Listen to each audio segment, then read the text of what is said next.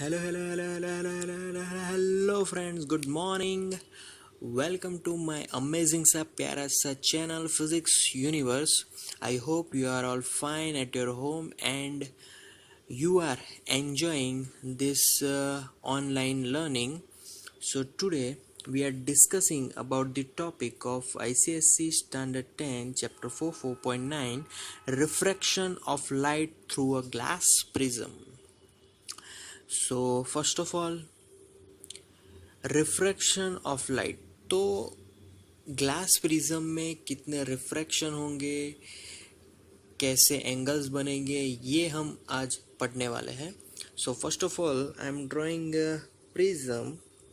We know that prism is equilateral triangle जिसके सब angle 60 degree होंगे। We know that. Okay, now if light ray is coming from here and incident on this point, now if I put the name A, B and C, so these are the different points of prism. Now the incident ray is incident on AB surface which is refracting surface. आगे हमने पढ़ा prism में that's our refractive surface. Clear? Okay, now वो आगे जाएगा। मैं क्या कर रहा हूँ, यहाँ पर एक नॉर्मल ड्रॉ कर देता हूँ जो कि सरफेस से बिल्कुल परपेंडिकुलर है। Clear? So we know that this outer medium is air medium and this inner medium is glass medium. So our light is coming from rarer to denser medium. Denser medium में जा रहा है, तो whenever light ray is passing through rarer to denser medium, then there will be bent of light towards the normal. तो clearly it shows that benting, वो पहले इस side जा रहा था बट वो बेंट हो चुका है. Clear? Okay, now this light is traveling inside the prism. Now it will become outside, it will go toward the outside. So here again क्या होगा कि यहाँ पर दूसरा एक मैं नॉर्मल ड्रॉ करूँगा. ये मेरा दूसरा नॉर्मल है, but we know that whenever light passing through denser to rarer medium, then light ray is moving away. It is away from the normal. Clear? So वो दूर हो जाएगी. ओके, सो ये जो लाइट रे है we call it as P Q R and S. So P Q is our incident ray, Q R is our refracted ray and R S is our emergent ray जो कि बाहर आ चुका है. Okay, now we know that this is incident ray which is making an angle with the normal. So this is I1. Clear? Okay, now अब यहाँ पर दो एक ऐसे एंगल्स बनेंगे. इस फॉर एग्जांपल ये जो लाइट रे है, अगर यहाँ पर प्रिज्म नहीं होता तो लाइट रे कहाँ पर जाती? सीधा जाती. सिमिलर इफ यहाँ पर प्रिज्म नहीं होता तो लाइट निकल के बाहर से निकल जाती, तो यहाँ पर भी एक लाइन बनेगी. Clear? Okay, now this angle, this is angle with the normal refraction angle, so this will be R1, this angle will be R2. Okay, this is the deviation of our incident ray, so that is the delta 1, this is the delta 2, again second deviation. Yeah, okay, now अब अगर बात करें तो ये जो angle बना ये कौन सा एंगल है? तो this angle is in between incident ray and emergent ray. Yes, so that is the total deviation taken place in our prism. ये डेल्टा बन गया टोटल डेविएशन. क्लियर? ओके, अब आगे आते हैं.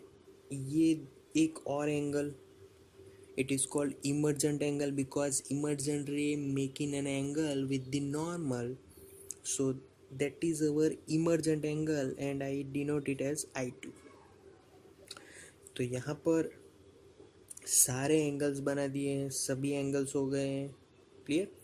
सो ये पूरी यहाँ पर इंसिडेंट हुआ, पूरा इंसिडेंट मैंने यहाँ पर समझा दिया। ओके, नाउ अब यहाँ पर ये कुछ पॉइंट्स दे देते हैं। इस फॉर एग्जांपल ये पॉइंट्स बाकी है M, this will be N, लगभग बाकी सारे पॉइंट्स हमने यहाँ पर रख दिए।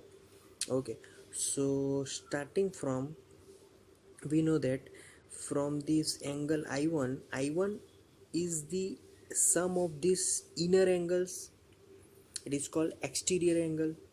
So I can write delta 1 plus R1. Similarly for I2 exterior angle, it is summation of delta 2 plus R2. Clear? So I can write delta 1 as subject, so I1 minus R1, here delta 2 as subject, I2 minus R2. Clear? Okay, similarly delta is again exterior angle of this triangle. Which triangle? MQR. So exterior angle of MQR will be delta is equal to sum of two interior angles, delta 1 plus delta 2. So this will become, by putting these formulas here, so I1 minus R1 plus I2 minus R2. So here I1 plus I2 minus common, so there will be R1 plus R2. So this whole formula is for delta. Clear? Okay, now we are just finding R1 plus R2 formula. तो R1 plus R2 formula कहाँ से आया, तो ये हम लोग देखेंगे। Okay, now first of all I am taking one rectangular, and that rectangular is AQ, rectangle is AQNR, AQNR. Clear? So उस रेक्टेंगल में we know that the angle, जो अगर हम इस एंगल्स का सम ले, तो ये जो एंगल है ना, ये angle, which angle AQN, so angle AQN is equal to similar angle ARN। दोनों एंगल सेम होंगे क्योंकि दोनों हमने नॉर्मल ड्रॉ किए, तो दोनों सेम होंगे, और normal angle is 90 degree always. तो ये बराबर ध्यान रखना है कि ये नॉर्मल था, तो it will be 90 degree. Clear? Okay, so now अब मैं बात करूँगा कि भाई अपना जो रेक्टेंगुलर है AQNR, उस रेक्टेंगुलर में जितने भी एंगल्स आते हैं उन सबका सम कर दूँ तो I know that will B 360, क्योंकि सारे रेक्टेंगल का जितने भी एंगल्स होगा उन सबका सम 360 होगा। Okay, so I am going to write all angles AQN plus angle ARN plus angle QAR plus angle, हाँ क्या बचा, QNR। सारे एंगल्स आ चुके हैं। Clear? So sum of this whole angles are 360 degree. अब AQN ARN क्या है, 90 plus 90 180, so 180 plus angle QAR plus angle QNR is equal to 360। Again 180 को राइट हैंड साइड डालो, so this will become angle QAR plus angle QNR is equal to 360 minus 180, answer will be 180। Clear? Okay, so here sum of these two angle is 180. Okay, अब मैं क्या करूँगा कि जो QAR है, QAR is nothing but prism angle, ये A का angle हो गया, तो it is prism angle. So instead of writing QAR, I am going to write only A as QAR. A plus angle QNR is equal to 180. Clear? Okay, now I subject angle QNR, so by subjecting angle QNR it will become 180 degree minus A. Clear? So इस equation को number 1 दे दो। Clear? Similarly अब मैं एक triangle लेने वाला हूँ. The triangle is triangle Q N R. Q N R, ये छोटा सा ट्राइंगल दिखाई दे रहा है. तो इस ट्राइंगल में कोई भी ट्राइंगल ले लो, sum of all angles are 180. So इसमें जो है दो एंगल्स है, that will be R1 and R2 here. So in this triangle R1 angle plus R2 angle plus तीसरा कौन सा बचा, Q N R. So plus angle Q N R is equal to total 180 degree triangle है, इसीलिए अब ये जो formula है उसमें से क्यू एन आर को सब्जेक्ट बना दो.